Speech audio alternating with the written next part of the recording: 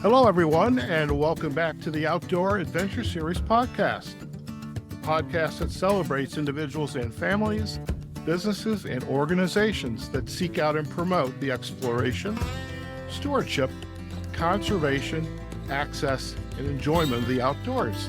Captain Dan Blanchard is our guest on the Outdoor Adventure Series today.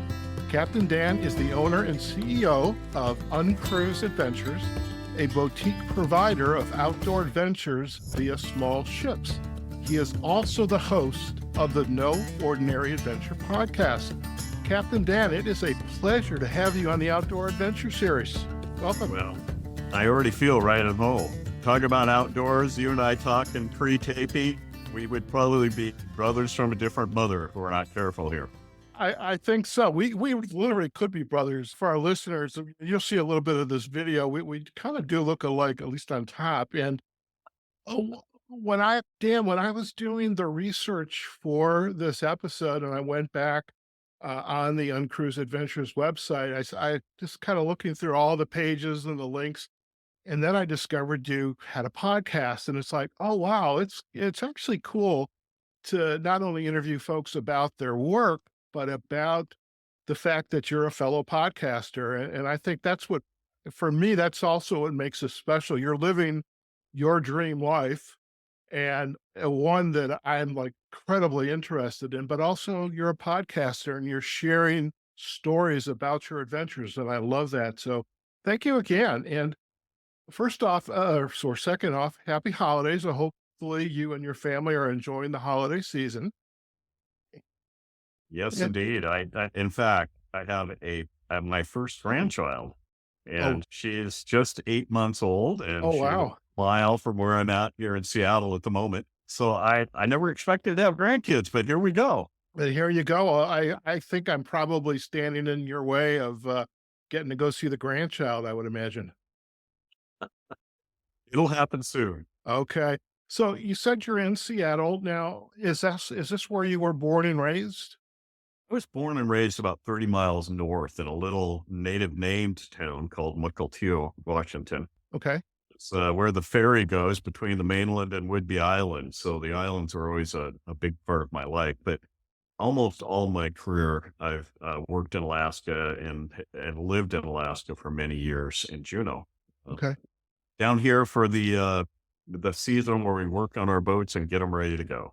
Okay. Very good. Now, when you were raised in this area, had you always had this idea, I just want to be on the water, whatever vocation or profession that was going to be, or did you fall into it? Tell us a little bit about that backstory. Well, I think how you fall into it oftentimes has to do with your family, right? Yeah. And in my case, my older brother and my father bought a tugboat when I was 4 years old.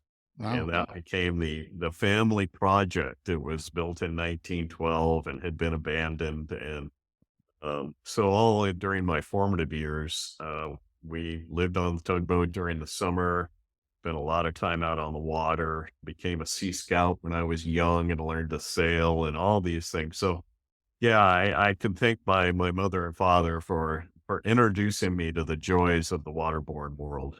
That is fantastic. And I love on this podcast when I hear whether their folks are hunters, anglers, hikers, divers, so much of who they are and what they have become is a result of the family influences, whether it's the parents. I've even had a friend, and I'll call him a friend and a guest, whose great aunts took him and his brother out and taught him how to camp, which I thought that's pretty cool. The wild ants in the family.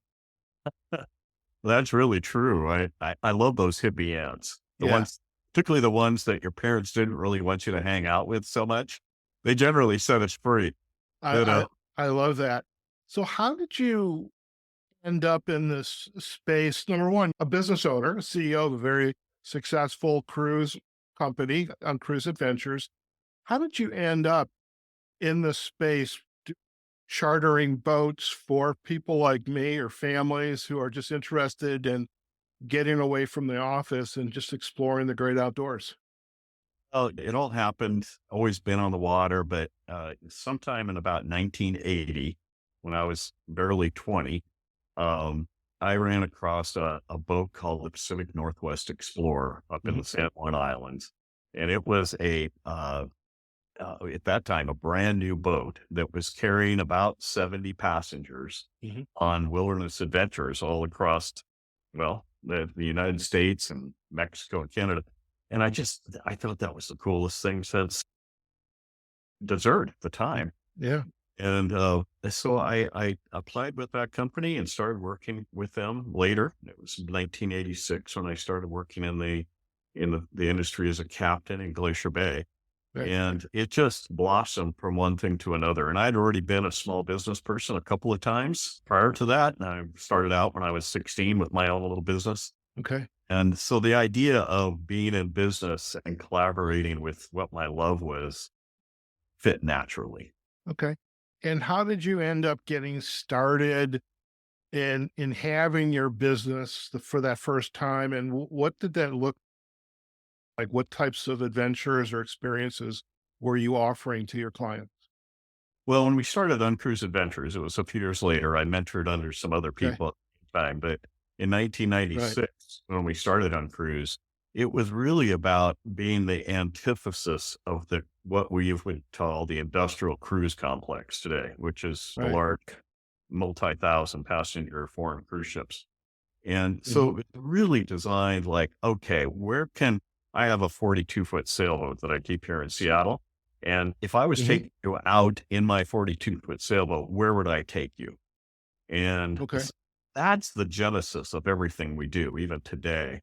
So it okay, went through the normal process. Designing itineraries and taking people places is the easy part, but learning how to okay. market, how to run a business that's remote, Yeah.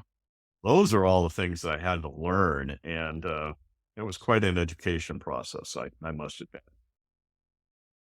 I will tell you, even as a business owner and entrepreneur myself, as a coach, you keep learning new lessons every day. And they don't teach you how to do it when you go through coach training or when you decide, hey, I'm going to buy this business. I've got this great idea. So you definitely learn on the job, and you've been at it for quite a while now. So it's 20 some years. And so you must be doing something right. So congratulations there.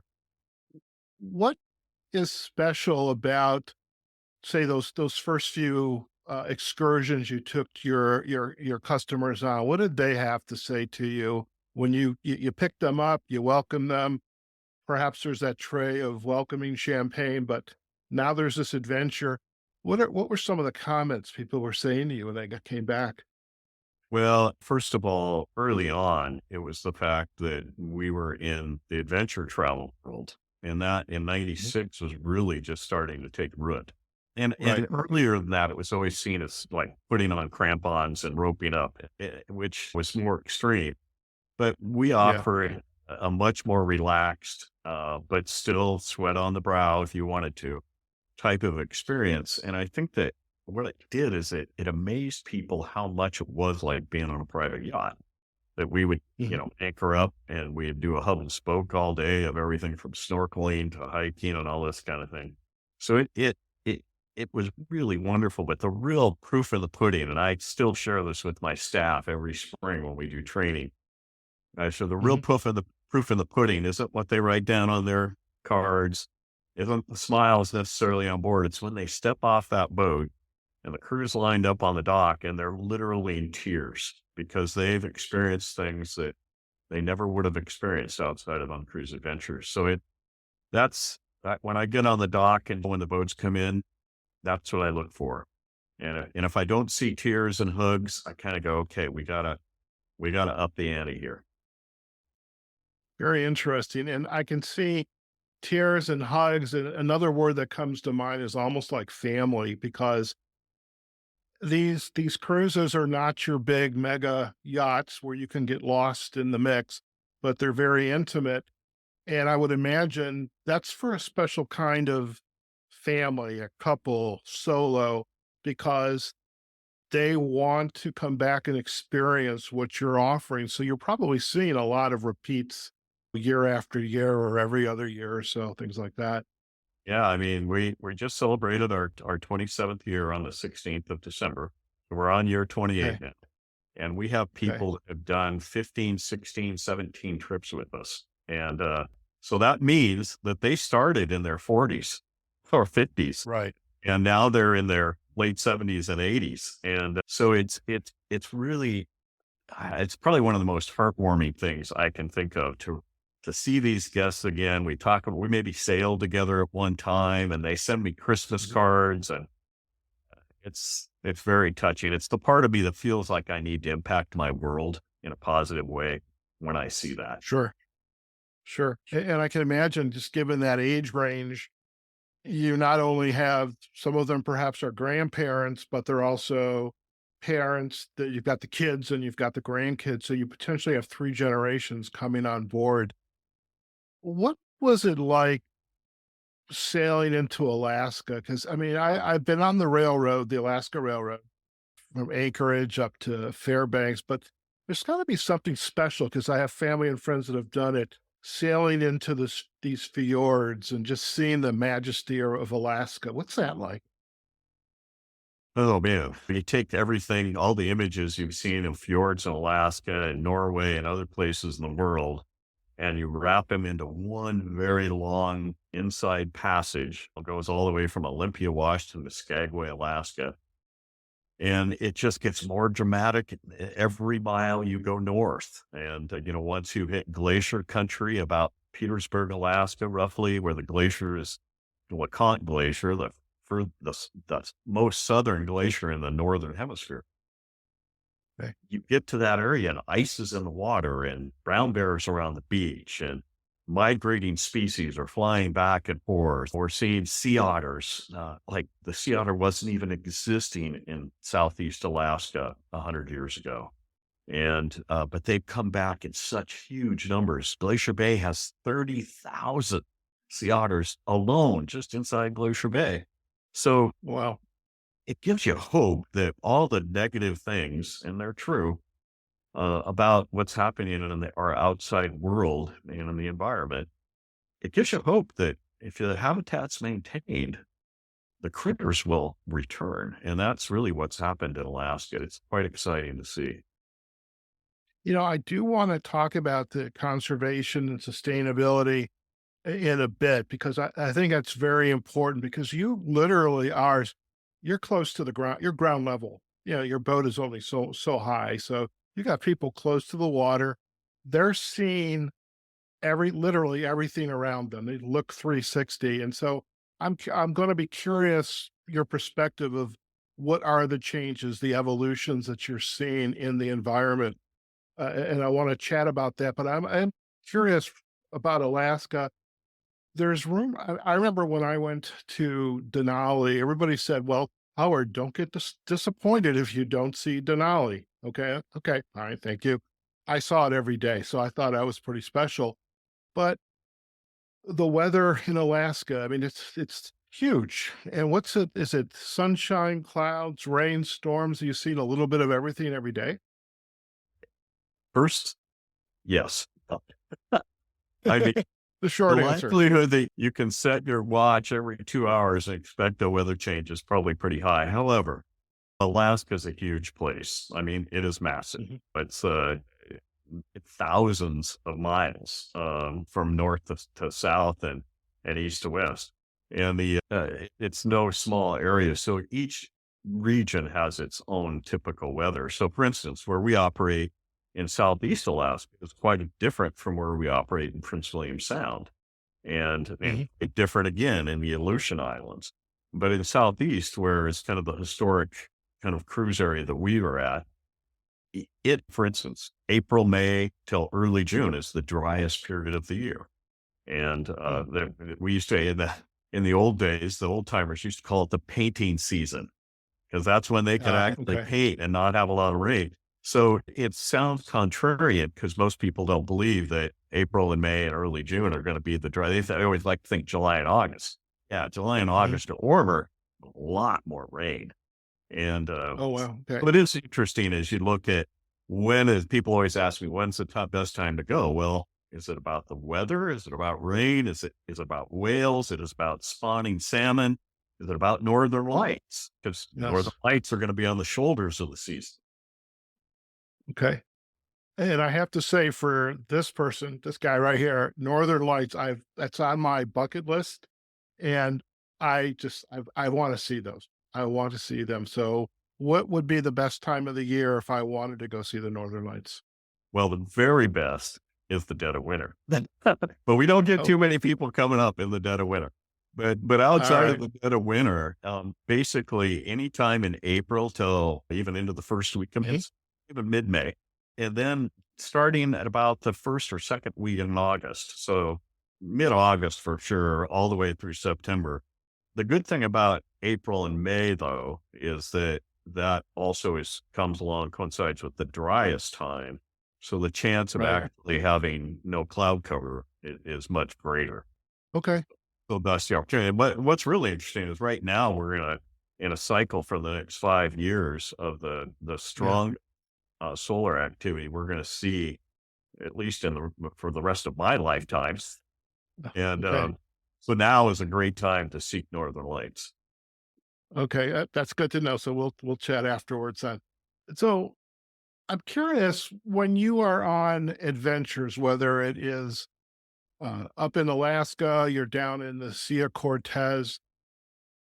There's this idea in my mind of solitude. I love the quiet in the morning, so I can have my cup of coffee. I love the sunset time where it's quiet and I can just watch the sunset, have an adult beverage.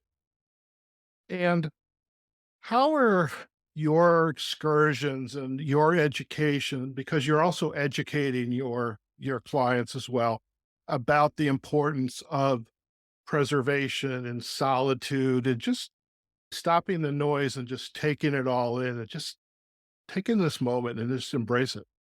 Wow, we could have a whole podcast or five just on that subject. We could do that. We could do that. It, across the eco-concerned industry or complex, whatever you want to call it, and I would say companies like mine that care. Not every company cares, but Right. within like the Forest Service and the Park Service and the Bureau of Land Management, they call it wilderness solitude.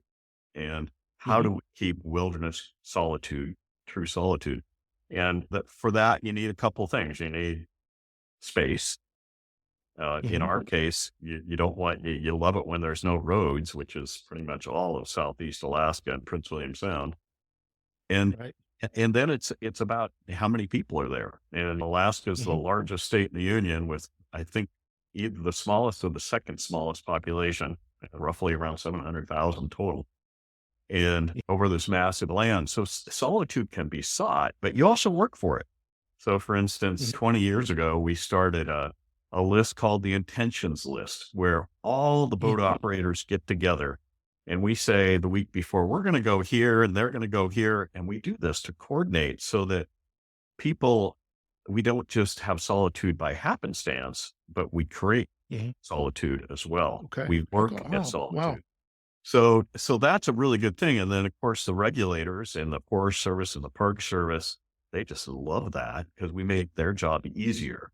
And then the public Hmm. falls in love with this idea of protected places and wow, people vote for it. Okay. And I love the fact that you have this cadre of these offshore cruise organizations. How do the big guys, are they participating in this or are they too big and saying, we're just doing whatever we're going to do? Well, they're not interested, first of all. You know, That yeah, doesn't surprise me, by the way. they're about port calls for the most part and maybe watching egg Okay. glacier. And they're also just to understand all those big ships are foreign flagged and foreign crewed. So they Right. can't just stop anywhere and like let people go ashore. It's illegal. Ah, And okay. Gotcha. so their whole thing is about port calls. And Okay. God bless them. They help out my economy in Alaska in a big way. But if you want to really experience a destination, cruise ships are like like scratching the surface. You got to go deeper. Okay. Okay. So, as a business owner on Cruise Adventures, You've been around 28 years. How many employees do you have right now? Well, let me see, pre-pandemic, we had about 450, and Okay. about now we have about 330. Okay. So what's the spread of types of team members? I don't want to just say employees because you've got to be more than just employees because you've got the folks that know how to run the boat. They understand the keeping the boat running, going in the right direction. And you've got the folks that are taking care of the customers and doing the education and the excursions. What's that breadth look like for you? And what's it been like, especially pre-pandemic, now post-pandemic, is how do you ensure you've got folks that they know what they're getting themselves into and want to stick around? Well, that's a good quote. No, multiple questions there, and I love it. First things first, we have about just over 40 admin staff, and they're the ones that Okay. are on the beach, as we say. And then the other 290 or 300 people are all ship based for the most part. And so that's kind of a breakup. But as far as finding good people, I have to say we're super blessed that way. I think that Okay. in our industry, we tend to be pay at the higher end. And we, Mhm. for instance, our crew that come and work for us, there are a couple of companies that you sign up and you go to work in March and you don't get off until October. We run a rotation set schedule every 6 or 8 weeks so that we can get our crew off Mhm. and they can relax and they can come back to the boat fresh. So those are just little things that allow you to recruit and retain really top notch folks. So the recruiting, even when it was really tough a couple of years ago, just right when we were starting to get out of the pandemic, and there were Mhm. so many there were jobs opening, we didn't have too much problem with really filling positions. I mean, a lot of people come back Okay. too. Okay. Where do you recruit professionals to come into this industry? Where are you getting them from?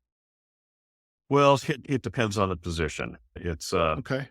For mariners, we love mariners that, particularly captains that have had other small ship experience, like from the Coast Guard. Retired Okay. Coast Guard people are excellent mariners for our kind of boats. Sure. Yeah, truly. Crew members, we recruit heavily from the main sailing community, Mhm. the tall ships that run out there, because Mhm. that tall ship cadre is kind of like being paid on a stipend to learn, and then they come to us and they make Right. money. So there's a lot of Okay. places. A lot of our marketing team and sales team come directly from the Seattle area. That's Okay. where our main hub for sales and marketing is at. Okay. And as far as any on the job training, what is provided across some of the skill sets that you need to run this business? I mean, it's all across the board. When you have seasonal operations of the boat compared to full time, which we have a couple boats that run Right. full, it's a little different. Mhm. Seasonally, you basically bring crew in a couple weeks before they sail, and you're just spending that 2 weeks entirely on training everything from how to work a Stokes litter to firefighting, flat schools that people go to. I mean, you name it, even computer classes. So it's a wide variety. And then there's the expedition side, which most of those people already come up to snuff, but we a lot of times will send them to educational uh, programs that allow them to be better at interpretation and all this kind of thing. Okay. So I've got a coaching-esque question for you, and you're the CEO and owner, so I know you can handle this one. As a coach, I work with a lot of middle, upper level management, and a lot of the new managers are getting used to managing their team. Sometimes it's a brand new team. Sometimes it's a team they came from, so they're now in a position of managing their former peers. And I'm curious some of those challenges of getting people. You can have leaders who, and then the followers, or you can have folks that are leaders and they want to develop more leaders. And I'm referencing a little bit from a book I'm reading right now called Turn the Ship Around. I don't know if you've ever read that book. I have not. No. It's a wonderful book, and unfortunately, I'm not very good at typing and talking at the same time, but I will send it to you. But the the the author is a former nuclear submarine captain, so he had to go in and fix the culture of a particular submarine, and it's a very interesting book and a very interesting approach. And so I'm curious about in the training how you're ensuring that when you're out on an excursion, you never know what's going to happen. Okay. You can plan, but when you're out there, everything is, it's real world.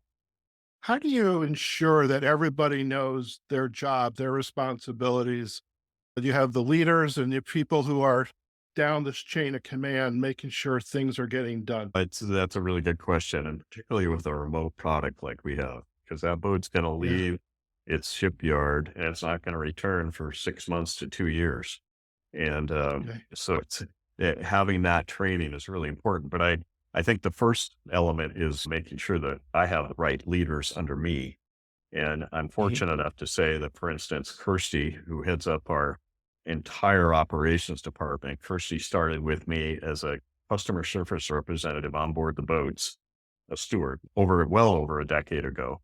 And she's come up Mhm. through the ranks and she's stellar, but she knows the job because she's been there. Silas, my CFO, was started as a hotel manager 12 years ago, and but his whole background was in finance, and he left Mhm. and worked for another company in finance in Amsterdam for a long time, and came back to us as our CFO. So this whole idea of kind of bringing people up through the ranks, that and having the right managers is very key, because then the training elements can be brought. They know what needs to happen. They trained it. They know what to look out for.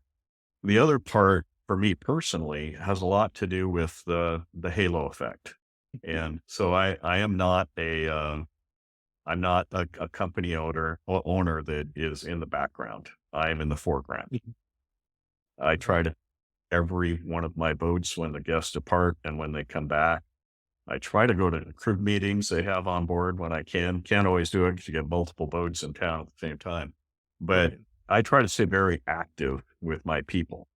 And I think that's another way where the ethos is passed down. Mhm.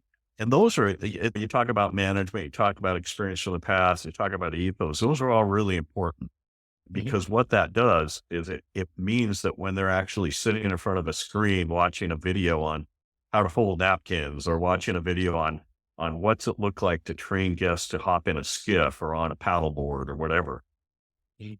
when they already know the background of the company and the ethos of it, it brings that training alive. So it sounds kind of highfalutin as I'm talking about it, but it basically is we keep our hand on the pulse of what's happening with our frontline employees. And I don't even call I them, love that. I like to call Yeah, them. they're team members. Sure. So the right now where we are literally in winter and the boats, are they all going down to the south into Mexico, Sea Cortez, or where are they going? Well, not all of them. Some are just a stone. In fact, I was just before the cast here. I was on board the Wilderness Adventure and Wilderness Explorer with our team going through Okay. work. But we have two boats underway right now at this moment. We have the Soaring Explorer operating in Hawaii, and we have the Soaring Voyager, and she's just getting ready to start in Mexico. So Okay. those two will operate. The others are going through rebuilds. We got a couple of 20-year life extensions going on. So Okay. it's a lot happening. Okay. Now I had the opportunity to chat with your PR leader, Liz Galloway, and she had mentioned there's a trip which I was actually very interested in because, and I think I shared this with you early on, whale sharks. I've never seen one, and there's right in your page for that trip is this beautiful whale shark. But let's talk a little bit about that excursion. It's a 7-day excursion, but what do you do on that type of excursion? Yeah, and then we have 7 and 11, both Seven, down. But, the Sea of Cortez, or I call it by its traditional name, which is the Gulf of California. And, Gulf of California. yeah, the Gulf of California and Baja Sur and north are similar to Alaska in the sense that it is amazing once you get outside the cities how remote it is. You can literally go days and days and not see another human being or a structure ashore. And for that reason, I think that it fits the modus operandi of uncruise so well because Mm-hmm. that wilderness solitude is easy to happen. But when we're down in Baja, we take the opportunity to be right up next to gray whales, which is a unique thing. Decades ago, the gray whales just started coming, swimming up to boats that were anchored or sitting. And we go back to that area and they still sometimes come right up to the boat. Oh, wow. Yeah, it's amazing. That's in the lagoons on the Pacific side. And then we also, as you mentioned, the whale sharks are a big, big thing. But that's all highly, thank goodness, it's highly regulated. And we Okay. operate that through a local vendor. And I just can't tell you how important that is for local business. Then we snorkel with sea lions. But the Gulf of California is amazing even to this day. We'll sometimes be underway, move into another little nook or cranny, and you'll see 1,000 dolphins in the water, and the sea turtles are coming back in big numbers. You regularly see pilot whales, and sometimes see blue or fin whales or orca. We hike ashore, and the Romero family, for instance, we're the only ones down there that put people on burros and go into the ancient arroyos and with a family that's lived there for millennia. And Mhm. it's just it's awesome. That's all I can say. I I believe that, and it's another one of my bucket list, and definitely we're going to be with you guys. I'm curious now. I'd love to come back to this conservation and sustainability question because I believe it applies up at whether you're in Alaska or you're down in the Gulf of California. Is these are waters, these are parts of the landmass. They're fragile, and the littlest thing you're like literally hiking on or walking on a blade, the edge of a blade, one little small step, and this whole ecosystem gets impacted. And how does an organization like UnCruise Adventures and your activity, how do you demonstrate for your customers, the media, the writers, you're also embracing conservation and sustainability? Well, the true fact that we are seeking wilderness solitude, just that in Mhm. itself bears fruit for what you're talking about. But that is not the heavy lifting. That's the easy part. Okay. Yeah. I can say with great confidence that in uh, I would say from the 60s through the 90s, both Alaska and the Sea of Cortez or the Gulf of California, so like we're at low points. You can go back to the 30s in Alaska where they finally started protecting whales, but the whale populations were low. You could go to the 50s in Alaska and the salmon runs were actually heavily depleted because there weren't controls. You could even go into the 80s in Alaska when the Tongass National Forest had been just clear cut for decades and at great cost to you and I as taxpayers. It wasn't a profitable business. It had to be Sure. subsidized. And, Yeah. but that ended when things like the roadless rule got put in place. So there's a lot of work in that hardly gets seen by our clients, except to share that these are places in the world that are actually better than they were 40 or Mhm. 50 years ago. The fact that we were first down in the Gulf of California in the 80s, and this was the previous company, we would take maybe 20 garbage bags, big 60-gallon ones at each beach stop full of garbage. Mhm. Today, we can barely make one or two garbage uh, bags full. So there's been a That's big wonderful. yeah. And today we've seen such a resurgence in so much of the sea life there. And the same is true in Southeast Alaska. I was kind of talking about sea otters, how they've just come back in big numbers. And the whale population that I showed my mom in the 80s has almost quadrupled. And not saying that there aren't problems. Okay. Don't get me wrong. But sometimes we focus on the problems instead of some of the good things that happened because we made the right choices. Okay. No, I love it, and I love the as an organization, a company, you're doing your part wherever you can, looking for those ways. You've got the governments, whether it's Mexico or Canada, the U.S. doing its part, and it takes all of us. And it's wonderful to hear, especially those wildlife and the whether it's in the water or on land, that they are coming back. There's still obviously a lot of work to do.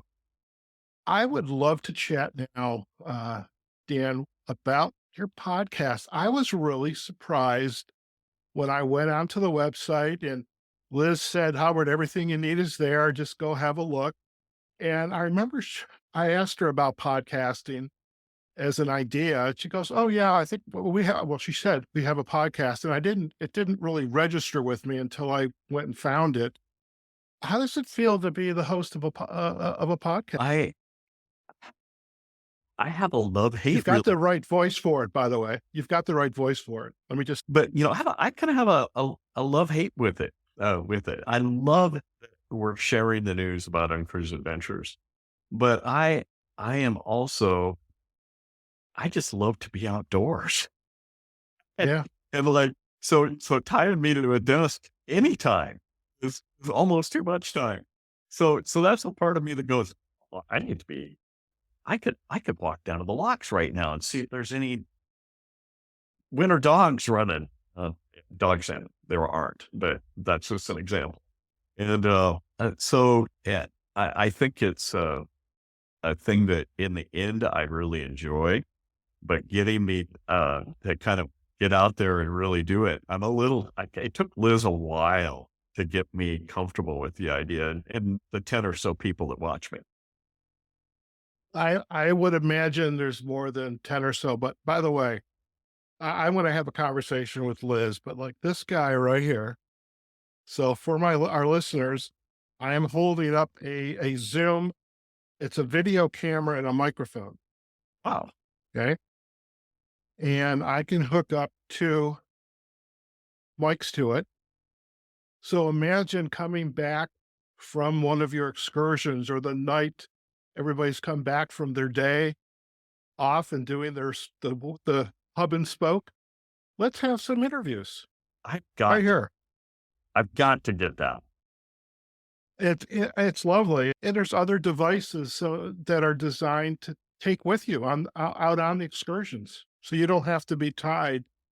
I mean, I love doing what we're doing, but you've got the better deal, by the way, Dan. Okay, You get you're to be inspiring outside. now because yeah, you're inspiring me. And in most of the places now, we are able to pick up Wi-Fi too, which is valuable. Yeah, And that's very yes, valuable. I'm going to be actually in Mexico. I go down on the 17th for a few days of vacation, and I sail on the boat on the 20th. And Right. so I'm going to see if I can find that. Maybe you can send me an email and let me know what I the will uh, we'll follow up afterwards, and I will share exactly what you need, and I think from my perspective as a outdoor adventure podcaster, that's what makes the whole idea of podcasting. Because we have our websites, it's wonderful websites, wonderful content, but being able to take people's experiences and share that even further into, through the internet is just a wonderful thing. And what has been one of the high points in your interviews? I mean, I would imagine had the opportunity to interview a lot of cool people. I mean, we mentioned Amy Gulick a couple minutes ago before this episode started. She was with me this year, or earlier this year. What's it been like to do some of these interviews? And is there one particular or a couple that kind of like, wow, that was fun? well, I will say Amy's was one of the most enjoyable, partly because I've known Amy Yeah. so long, and I know she Okay. is a compatriot in every way about the All right. environment. and Such, but I some of them that really stick out. I during the pandemic, the governor of Alaska came on, and Okay. Mike Dunleavy. He's a pretty right wing guy, but man, when you're actually talking to somebody they're just as human as you and me, and does Mhm. politics didn't matter whether you're right or left or like me, someplace in the middle. And it kind of surprises me the people that actually want to that have the same concerns about the environment, regardless of political backgrounds. They have the same Mhm. concern about small business and the value of small business over Wall Street and international conglomerates, blah, blah, blah. And small business in Alaska is vital because most of the big corporations don't bother. Our population's too small. So Alaska is really big on small business. So I think I look at those. I also look at some of the times I've had some of my expedition teams on with me, and Mm. those have been really enjoyable because, again, sharing the love of what we do is kind of that's the salve on the wounds that life brings you sometimes. I love that. And your team are your brand ambassadors as well. So when they're not working, they're gonna be at Starbucks or going to visit family in the middle of the country. They're at all times are your brand ambassadors, and it's gotta come across. So I am curious before we head out today. You've been at this for a while prior to UnCruise Adventures on other ships, but is there an experience that you look back and it just continues to wow you? There are many, but I think the one that I always hold dear to my heart, and this gets personal. Um, when my daughter was just had turned 16, we went on a very long multi-week hike and did 4,000 feet from sea level in one day. Oh, wow. Yeah, and in an area that was glaciated and had everything from barren peaks to heavily forested areas near the water. And Danae and I, who by the way now is one of my captains, she stayed in the business. My Mhm. son, by the way, is the runs a maritime academy in Seattle, so it's kind of fruit Okay. didn't fall far from the tree here, Art. But but Very cool. Very cool. yeah, that makes me happy. But as far as looking at those that hike, I think it was an area my daughter had wanted to go to. She ended up going there later with another organization, Young Life, it was called. And Mhm. but that experience with her, and I remember she was I, I I've always been very open with my kids on if they want to have a glass of wine, you have it with mom or dad. And I took up a bottle of wine and we had our first glass of wine together. She was underage, of course, but she never, it's just one of those rituals. Now, the one part Sure. is that I carried that bottle to 6,000 feet in a backpack and Oh, darn near boy. every ounce counts, right? But why didn't I put it in a baggie? But anyway, that experience, Danae knows where I want when my time comes, where I want my ashes spread on top of that peak. And Mhm. it's just one of the many experiences out in Glacier Bay and a national park and the route that John Muir took. I mean, it was amazing. Oh, yeah. I love it. I love it. And, the uh, Ethan Goligy, he wrote a book, The Trail, the John Muir Trail.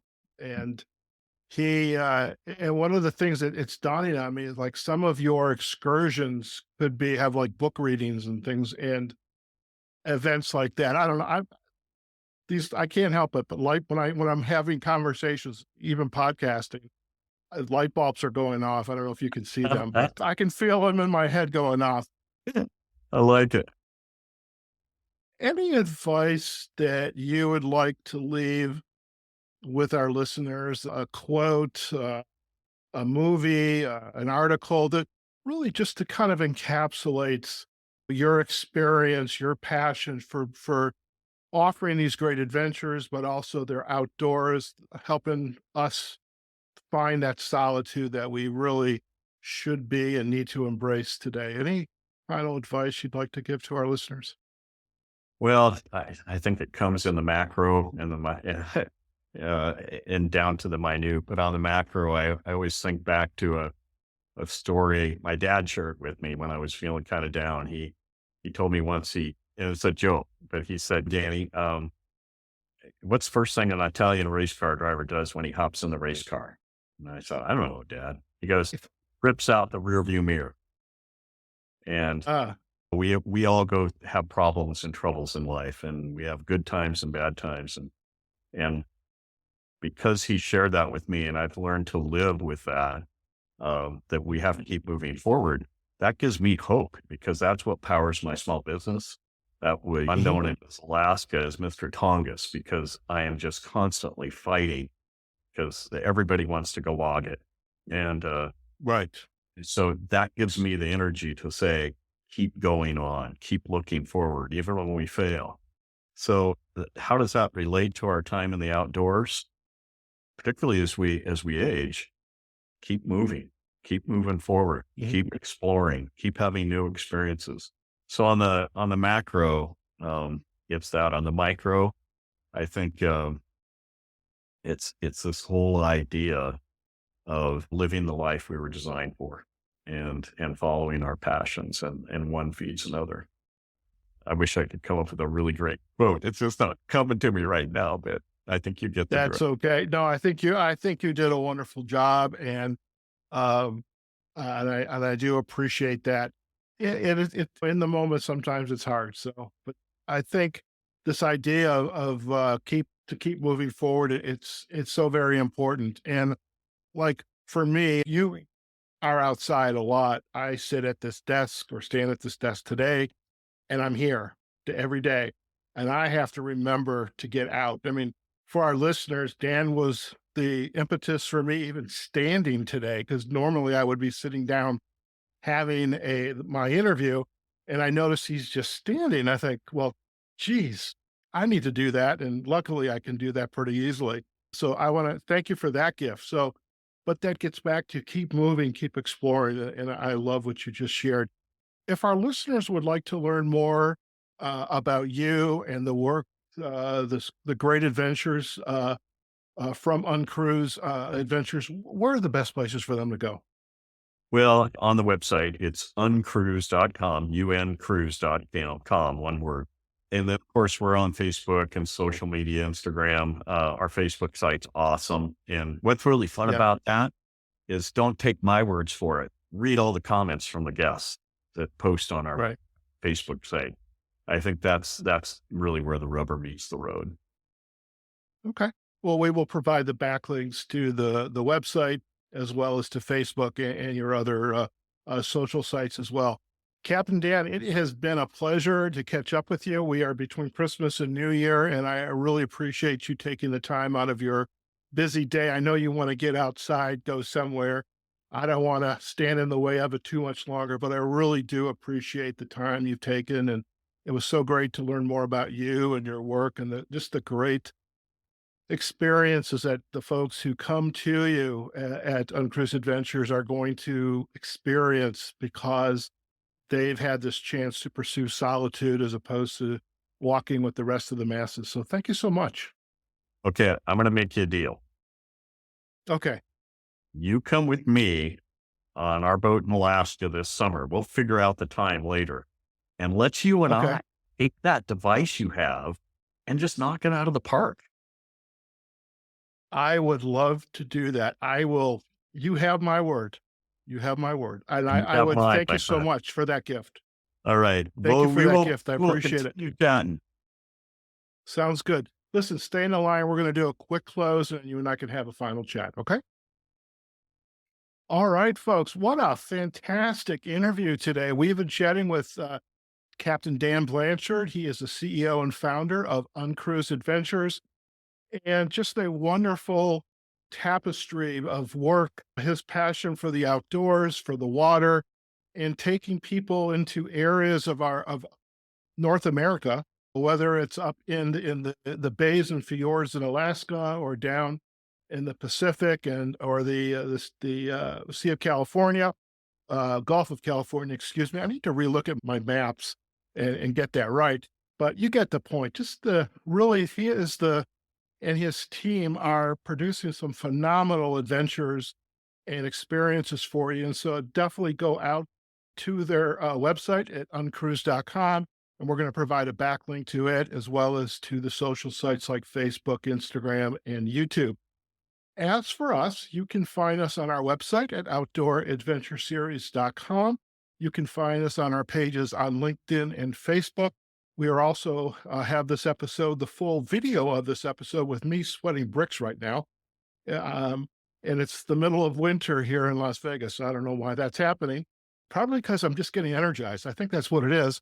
But you can find us on YouTube. And of course, you can find us in all of the podcast directories by searching for Outdoor Adventure Series. Now, if you do find our episodes wherever they're at, please like the episode, comment on it, tell us what you like best, and of course, share it with your friends and family. And let's help continue to grow this podcast in 2024. Okay, folks, wherever you are, whatever you're doing, go out there, have a phenomenal day. Have a wonderful New Year's. This episode will be up and published just after the new year. So hopefully you're into 2024 with lots of good health and energy and anticipation. Okay, folks, we'll see you next time. Bye now.